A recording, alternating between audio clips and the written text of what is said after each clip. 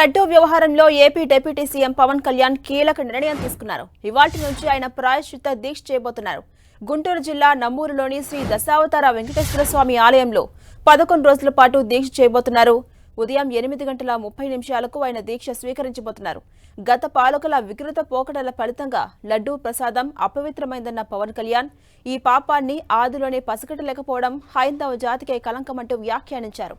ఏడుకుండలవాడు క్షమించాలంటూ tweet చేసిన పవన్ కళ్యాణ్ పాప ప్రాయశ్చిత్తం కోసం దీక్ష చేస్తున్నారు. మొత్తం 11 రోజుల పాటు దీక్ష అనంతరం తిరుమలలోని శ్రీ వెంకటేశ్వర స్వామిని దర్శించుకోబోతున్నట్టు పవన్ తెలిపారు. తిరుమల లడ్డూ ప్రసాదంలో జంతు అవశేషాలు ఉన్నాయని తెలిసిన క్షణం తన మనసు వికలమైందని పవన్ కళ్యాణ్ చెప్పారు. అపరాధాభావానికి గురైందని, ప్రజాక్షేమాన్ని కాంక్షించి పోరాటంలో ఉన్న తనకు ఇటువంటి అపచారం ఆదిలోనే తమ దృష్టికి రాకపోవడం బాధించిందని తెలిపారు. ఇక కలియుగ దైవమైన బాలాజీకి జరిగిన ఈ ఘోర అపచారానికి సనాతన ధర్మాన్ని నమ్మే ప్రతి ఒక్కరూ ప్రాయశ్చిత్తం చేసుకోవాల్సిందని అభిప్రాయం వ్యక్తం చేశారు. అందులో భాగంగానే తాను ప్రాయశ్చిత్త దీక్ష చేయబోతున్నట్టుగా సంకల్పించారని వెల్లడించారు డిప్యూటీ సీఎం. భగవంతునిపై విశ్వాసం, భయం లేని వారే ఇటువంటి అకృత్యాలకు ఒడిగడతారని పవన్ కళ్యాణ్ మండిపడ్డారు.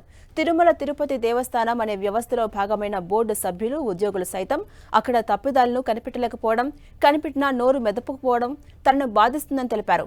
నాటి రాక్షస పాలకులకు భయపడి మిన్నుకుండిపోయారంటూ అనిపిస్తుందని తెలిపారు పవన్ కళ్యాణ్.